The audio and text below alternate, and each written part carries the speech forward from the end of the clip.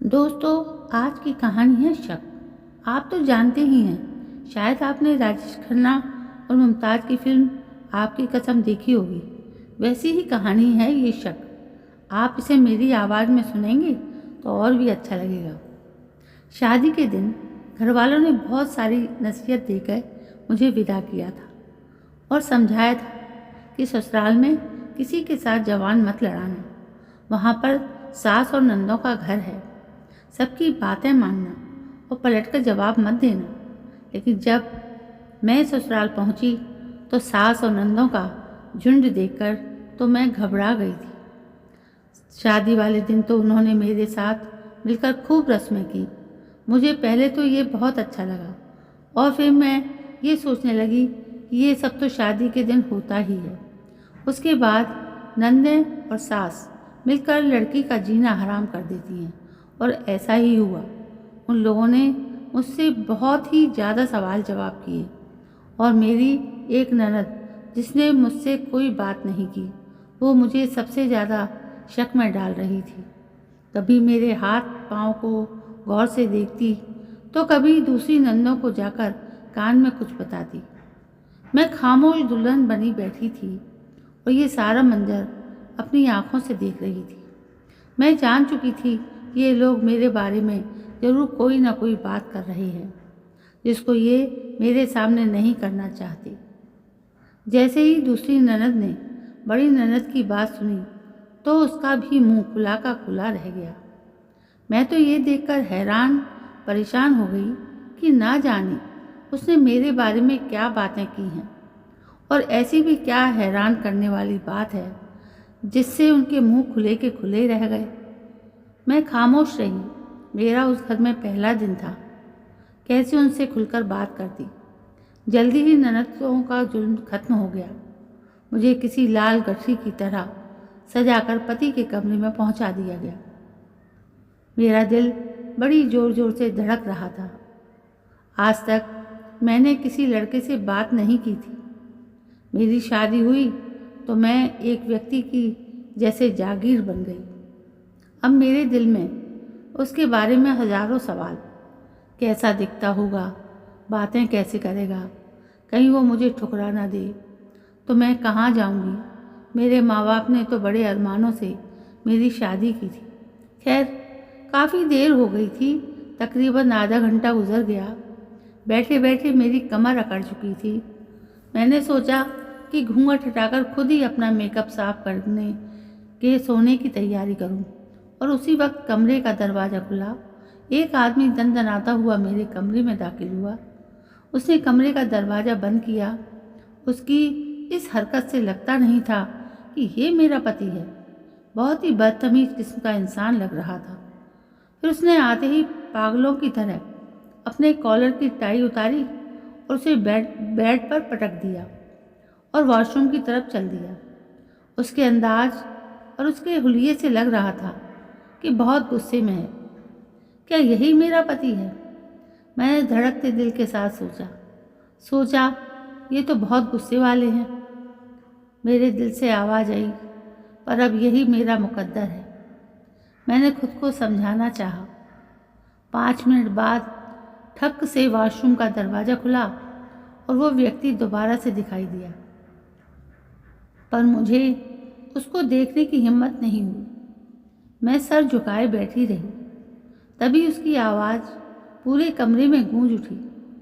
ज़्यादा नाटक करने की ज़रूरत नहीं है।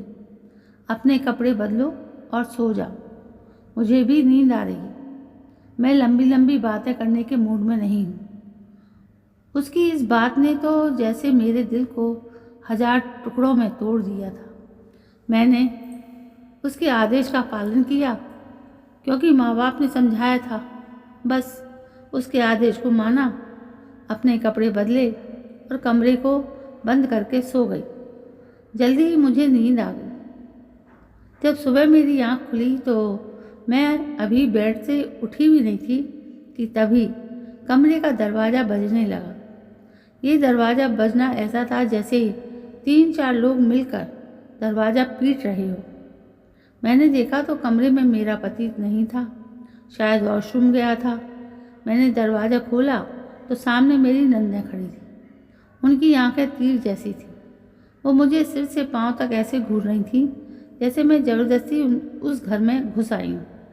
भैया कहाँ हैं? उन तीनों ने एक साथ होकर पूछा। आपके भैया वॉशरूम में हैं, फ्रेश होकर आएंगे। मैं भी तैयार होकर ही आऊँगी।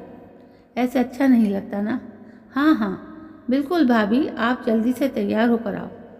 मम्मी ने आपसे कुछ पूछना है। उन सब ने बड़ी ही शक्की अंदाज में कहा और हंसती हुई वहाँ से चली गई। मैंने खुद को सजाया संवारा और कमरे से निकलने का इंतज़ार करने लगी।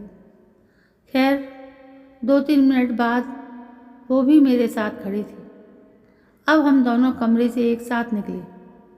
मेरे नंदों ने हमें गुड मॉर्निंग विश किया। मेरे पति ने उन सबको कुछ पैसे दिए। सबके सामने मेरे पति का व्यवहार मेरे साथ ऐसा था जैसे वो मुझसे बहुत मोहब्बत करते हों। सबके सामने मुझे बड़ी इज्जत दे रहे थे। उनकी इज्जत मुझे इज्जत नहीं बल्कि पाखंड और बेइज्जती लग रही थी। वो शायद अपने घर वालों के सामने अपना फ़र्ज निभा रहे थे, क्योंकि विराट यानी मेरे पति अभी तक तैयार नहीं हुए थे। मगर हकीकत तो ये थी कि मैं उनको बिल्कुल भी पसंद नहीं आई थी, इसलिए मेरा चेहरा बुझा बुझा सा रहता था। तभी मेरी ननद ने तंज भरे अंदाज में मुझसे पूछा, क्या हुआ भाभी? लगता है आपको किसी चीज़ का गम सता रहा है। क्या अपने घर वालों की याद आ रही है आपको? मैं उसकी बात सुनकर मुस्कुरा कर रह गई। इतना तंज तो किसी ने आज तक मेरी ज़िंदगी में नहीं किया था जितना कि मेरी नंदें कर रही थी। मेरा दिल जैसे कि कट रहा था, पर मैं खामोशी से उनकी बातें सुन रही थी। वो सभी बहुत हंसी मजाक करने वाली लड़कियां थीं, पर मैं सीरियस टाइप की थी। मुझे सारी चीज़ें पसंद नहीं थी। मैं कुछ परेशान सी थी। तभी मेरी सास मुझसे कहने लगी, तुम फिक्र मत करो, मैं तुम्हें और तुम्हारे पति को 1 हफ्ते के लिए इस घर से दूर भेज रही हूँ। वहाँ तुम्हें किसी किस्म की कोई परेशानी नहीं होगी, बल्कि तुम अपने पति के साथ ही वक्त गुजार पाओगे। ये कहकर मेरी सास ने अपने बेटे की तरफ देखा। उनके चेहरे पर एक अजीब सी खुशी थी और मेरी तरफ देखकर घृणा भी। मैं जानती थी कि मेरी सास बहुत अच्छी हैं। वो हम दोनों को एक साथ खुश करने की कोशिश कर रही थी, मगर उसके बावजूद भी जब मैं पति के दिल में ही नहीं थी, तो फिर इन बातों का क्या मतलब था कि मैं उनके साथ रहूं या उनका दिल खुश करने की कोशिश करूं। मैं चुपचाप उनकी बातें सुनती रहती थी, खुद से कोई बात नहीं करना चाहती थी। शाम का वक्त हुआ तो मेरे पति ने कहा कि तैयार हो जाओ, हम बाहर घूमने जा रहे हैं, क्योंकि मम्मी ने कहा है। ये कहकर तो वो अंदर चले गए। मैं कपड़े तैयार करने लगी, छोटा सा बैग भी तैयार कर लिया। कहने लगे, तुम तो बड़ी जल्दी तैयार हो गई, क्या इस तरह की जगह पर जाने का तजुर्बा है तुम्हें? मैंने कहा कि नहीं, मैं एक सीधी सादी लड़की हूँ, बस इतनी ही चीज़ें साथ ले जाऊँगी। उन्होंने मेरा सामान गाड़ी में रख दिया और हम लोग एक लापता जगह की तरफ चल पड़े। मैं उस जगह को पहले नहीं जानती थी। ये जगह कौन सी थी, कैसी थी? मेरा पति भी मुझसे बात करता तो मैं पूछती। वो पूरे रास्ते खामोशी रहे तो मैं भी चुप रही। आखिर मैंने ही उनसे बात करने में पहल करना चाहिए, तो उन्होंने कोई जवाब नहीं दिया। कुछ देर खामोश रहकर बोले, मैं तुमसे सिर्फ एक सवाल करूँगा, अगर तुमने ईमानदारी से जवाब दिया तो मैं तुमसे और भी बहुत सी बातें करूँगा। अगर तुमने झूठ बोला तो समझो कि मैं तुमसे किसी तरह की कोई बात नहीं करूँगा। जी पूछिए, मैंने धीरे से कहा था। तो ये बताओ कि शादी से पहले क्या तुम किसी को पसंद करती थी? मैं उनके बात को सुनकर खामोश हो गई। अच्छा चलो, मुश्किल सवाल है, तुम ये बताओ कि क्या मैं तुम्हें पसंद हूँ? इस सवाल पर तो मुझे और भी शर्म आ गई। मैं खामोश होकर बैठी रही। मेरे पति ने गुस्से में गाड़ी चलाना शुरू कर दिया, क्योंकि मैंने दोनों ही सवालों के जवाब नहीं दिए थे। एक सवाल में इज्जत थी और दूसरे सवाल का मकसद ही मुझे समझ नहीं आया था, और मैं उनको जवाब देना भी नहीं चाहती थी। खैर, हम लोग जिस जगह पहुँचे, ये एक पुराना सा होटल था। उसकी दीवारें पत्थर की बनी थी। मैं हैरान होकर पत्थर की दीवारों को देखने लगी। भगवान, मेरा पति मुझे इस खंडर में क्यों लाया है? आप मुझे यहाँ क्यों लाए? मैंने उनसे पूछा। बस मैं तुम्हें यहाँ तुम्हारे इलाज के लिए लाया हूँ। इलाज? और मुझे तो कोई बीमारी नहीं है। मैंने हैरत से पूछा। जरूरी नहीं कि किसी बीमारी का ही इलाज हो। कुछ इलाज सिर्फ उस वक्त किए जाते हैं जब इंसान किसी जुर्म में शामिल पाया जाता है। जुर्म? मगर मैंने क्या जुर्म किया? मैंने एक बार फिर पूछा तो बोले कि खामोश रहो। तुम्हें चेक करने के लिए एक औरत आ रही है, तो खामोशी से बैठना, इज्जत से पेश आना, ऐसा ना हो कि मुझे शर्मिंदगी उठानी पड़े। ये कहकर वो बाहर चले गए और मैं उनको देखती रह गई। भला ये क्या बात हुई? कम से कम मुझे बता तो देते कि कहाँ जा रहे हैं, पर उन्होंने तो कुछ भी नहीं कहा। बस सीधा मेरे बारे में बात की और निकल गए। इतने में एक औरत जो बूढ़ी सी थी कमरे में दाखिल हुई। वो मेरे सामने आकर बैठ गई। मैंने उन्हें प्रणाम किया तो वो मुझे गौर से देखने लगी। ये भी शायद मेरे पति की तरह खामोश मिजाज औरत थी। मेरा उससे दिल घबराने लगा। वो चेहरे से डॉक्टर बिल्कुल भी नहीं लगती थी, ना ही उसका हुलिया डॉक्टर वाला था। मेरे सामने बैठकर मुझे गौर से देखने लगी। फिर मुझसे बोली, अपनी आंखें बंद करो। मैंने आंखें बंद की। वो मेरे माथे पर उंगली से लकीरें बनाने लगी। मुझे ये देखकर बड़ी हैरत हुई। ये डॉक्टर है या वैद्य? मैंने दिल में सोचा कि मेरा क्या इलाज करेंगे, ये तो खुद डॉक्टर नहीं लगते। थोड़ी देर बाद उसने आंखें खोलने को कहा और सहलाती हुई कमरे से बाहर निकल गई। ये कौन सा चेकअप था? मुझे तो उसकी एक भी बात समझ नहीं आई थी। उसके कमरे से जाने के बाद मेरा पति कमरे में आया तो बहुत गुस्से में था। बोला, उठो यहाँ से, तुम्हें वापस घर छोड़ दूँ। मुझे पहले ही पता था। क्या पता था आपको? मैंने फिर से पूछने की कोशिश की। बस मैं जानता था कि तुम हो ही कैसे। मैं अपने पति की जुबान से ये बातें सुन सुनकर थक चुकी थी। उससे पूछा कि आखिर मैंने किया क्या है। उस समय उसने मुझे कोई जवाब नहीं दिया, यहाँ तक कि हम लोग वापस उसी गाड़ी में घर पहुँच गए। घर पहुँचे तो मेरी सास बहुत खुश नज़र आ रही थी। बोली, बेटा तुम लोग हो आए बाहर से, अब बताओ मेरा फैसला सही था या गलत? मेरे पति ने मेरी सास की किसी बात का जवाब नहीं दिया। अंदर कमरे में चले गए। मेरी सास मुझसे अकेले में बात करने लगी। मेरी आंखों से टप टप आंसू गिरने लगे। मेरी सास ने चौंक कर मुझे देखकर बोला, क्या हुआ बेटा, रो क्यों रही हो? मैंने कहा, कैसे ना रोऊं, मेरा पति मुझ पर यकीन ही नहीं करता। मेरी सास ने दिलचस्पी से पूछा, इस बात का यकीन नहीं करता? क्या वो तुमसे बातचीत नहीं करता? नहीं माँ जी, वो मुझसे बात तक नहीं करती, लेकिन मैं उनका सम्मान करती हूँ। मेरी बात पर मेरी सास सिर हिलाने लगी, पर मुझे लग रहा था जैसे इस सब के पीछे मेरी सास का ही हाथ है। वो बार बार मुझसे एक ही बात पूछती थी, तुम्हारे पति का रवैया तुम्हारे साथ कैसा है? उन्हीं दिनों मेरी सास ने घर में शोर मचा दिया। वो शोर मेरे देवर की शादी का था। मेरा देवर भी शादी लायक हो चुका था। अब माँ बाप उसकी शादी करना चाहते थे। मैं उस घर की बड़ी बहू थी, इससे मेरी बहुत सारी जिम्मेदारियां थीं। मगर मुझे नई बहू के आने का भी खतरा था कि मुझे मिलने वाली मोहब्बत आधी हो जाती। भले उस घर में मेरी कोई खास जगह नहीं थी, पर मैं जानती थी कि दूसरी बहू के आने के बाद क्या होगा, तो मैं खामोश ही रही। मेरे देवर की शादी धूमधाम से कराई गई। मेरी सास ने बहुत खुशी मनाई थी। उनका आखिरी बेटा था जिसकी शादी होनी थी। बेटे दो ही थे, उसके बाद दो बेटियां थीं। नंदों ने तो पहले ही जीना आराम कर रखा था। अब एक देवरानी भी मेरा सुकून खराब करने आ रही है थी, पर मैं कर ही क्या सकती थी। मेरे लिए सिवाय उनको बर्दाश्त करने के और कोई दूसरा रास्ता नहीं था।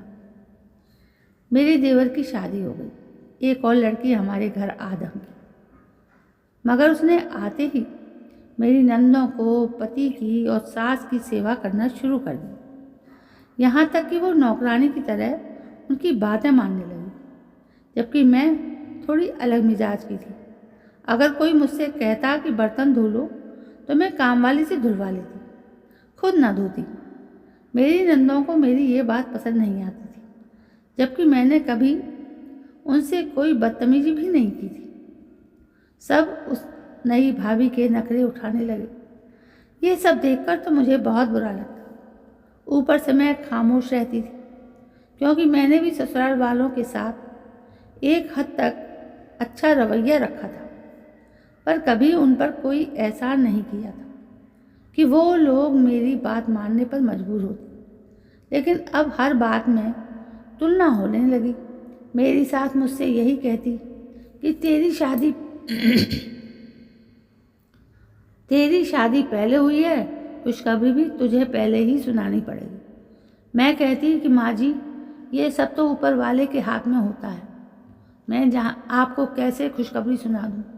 पर थोड़े ही दिन बाद पता चला कि मेरी देवरानी उम्मीद से है।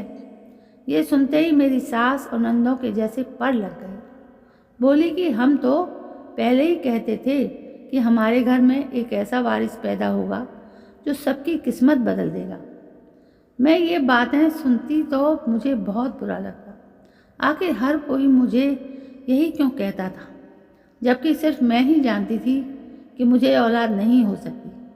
मेरा तो पति मुझसे सख्त नफरत करता था और मैंने अंदाज़ा लगा लिया था कि वो मुझ जैसी लड़की से अपनी औलाद नहीं चाहता, इसलिए खामोश रहता है और अक्सर ही घर से बाहर रहता है। अब मैं रो रो कर थक चुकी थी। वो लड़की जो हजारों अरमान लेकर ससुराल गई हो, उसका पति उसके साथ बदसलूकी करे तो दुख तो होता ही है। उधर मेरी सास लगातार मुझसे कहती कि हमें घर का वारिस दो, घर का वारिस पैदा करो। मैं अजीब सी कश्मकश में थी। मेरा दिल खून के आंसू रोता था। मुझे और किसी चीज़ का होश नहीं था। बस मुझे यही महसूस होता कि वहाँ पर कोई भी मुझे नहीं समझता, बल्कि सब लोग मुझसे नफरत करते हैं। धीरे धीरे दिन गुजरते गए, यहाँ तक कि मैंने अपने लिए एक नया रास्ता ढूंढ लिया। अब मैं कोई ना कोई काम करती रहती या किताब पढ़ती रहती। ससुराल वालों की बातों की तरफ ध्यान ही नहीं देती थी। मेरा पति मुझे देखता तो खामोशी से देखता ही रहता। कभी मुझसे कोई अजीबोगरीब सवाल कर देता तो कभी छोटी मोटी बात करता, लेकिन हमारे बीच एक अजीब सी जंग थी। एक दिन हमें किसी शादी में जाना था। मेरी सास ने मेरे पति से कहा कि तुम अपनी पत्नी को भी अच्छे कपड़े दिलवा दो। ऐसा ना हो कि शादी में सब लोग हमारा मजाक उड़ाएं, कहेंगे कि हम इसे खाने पीने के लिए कुछ नहीं देते क्या और पहनने को भी कुछ नहीं देते। हालत तो देखो इसकी, लगता है कि 2 साल से खाना नहीं खाया। मेरे पति ने निंदा से मेरी तरफ देखा और बोला, ऐसी लड़कियों के साथ यही होता है। मैं अब तक नहीं समझी थी कि मैं कैसी लड़की हूँ। मेरा पति बार बार पहेलियाँ क्यों बुझाता रहता है। मैं चुप कर गई, खून के आंसू रोती, मगर कोई बात नहीं करती। मेरे पति ने कहा कि तैयार हो जाओ, मैं तुम्हें अच्छे कपड़े दिलवाना चाहता हूँ। मैंने भी अपना दुपट्टा सर पर रखा और उसके साथ चल पड़ी। अब तो मुझे तैयार होने का भी शौक नहीं था, क्योंकि मुझे देखने वाला कोई नहीं था। ना ही मेरी कोई तारीफ़ करता। मैं सिंपल सा सूट पहने उसके साथ चल पड़ी। हम लोग एक दुकान पर पहुंच गए।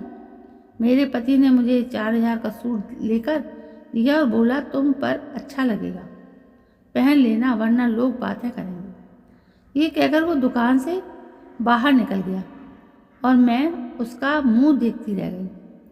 दुकानदार ने जल्दी जल्दी कपड़े पैक किए। बिल मेरे पति देव पहले ही दे चुके थे और मैं कपड़े लेकर दुकान से बाहर आ गई। मगर बाहर देखा तो पति देव का नामो निशान नहीं। वो न जाने कहाँ चले गए।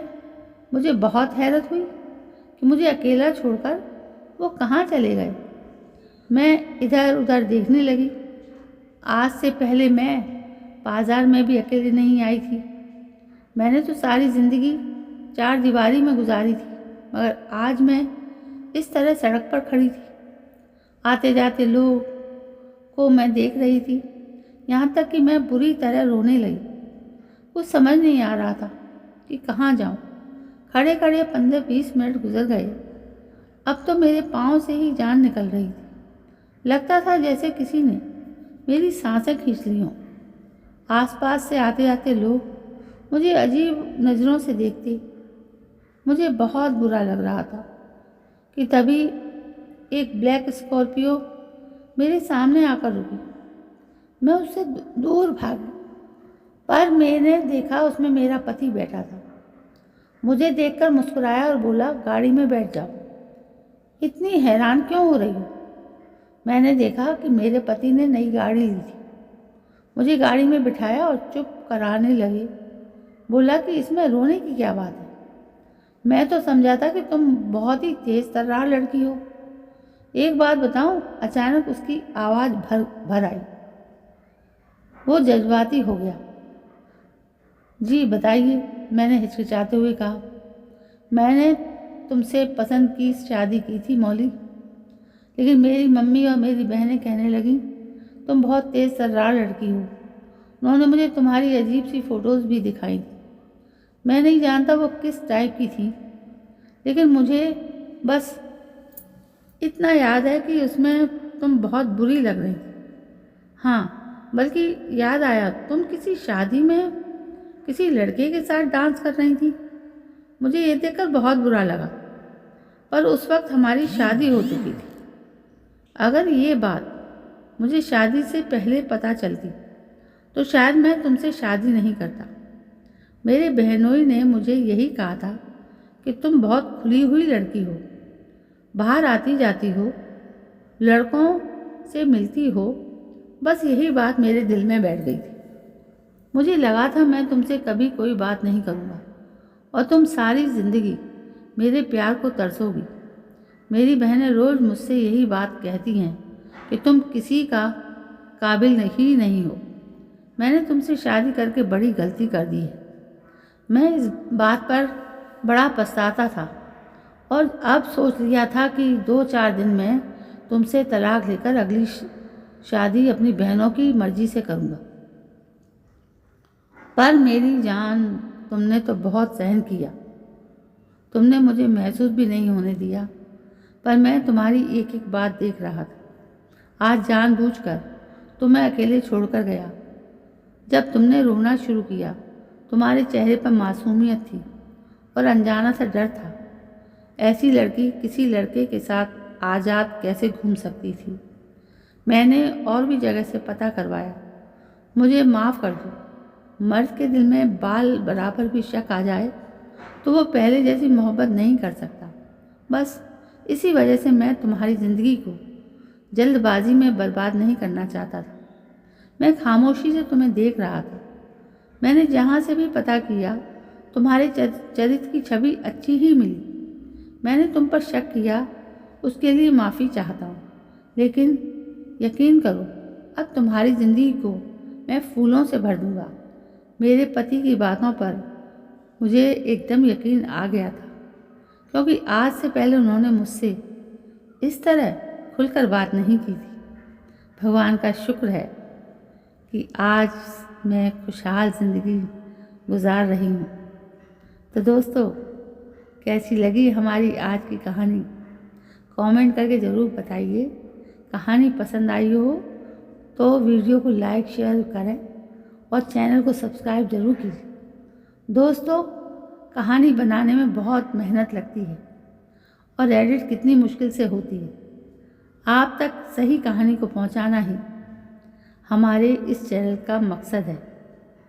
तो प्लीज़ सब्सक्राइब ज़रूर करें और मुझे अपना सपोर्ट दें। दोस्तों, कल मैं फिर हाज़िर होती हूँ एक अच्छी सी कहानी को लेकर। प्लीज़ मेरा इंतज़ार कीजिएगा, आप तक कहानी ज़रूर पहुँचेगी। जय हिंद, वंदे मातरम।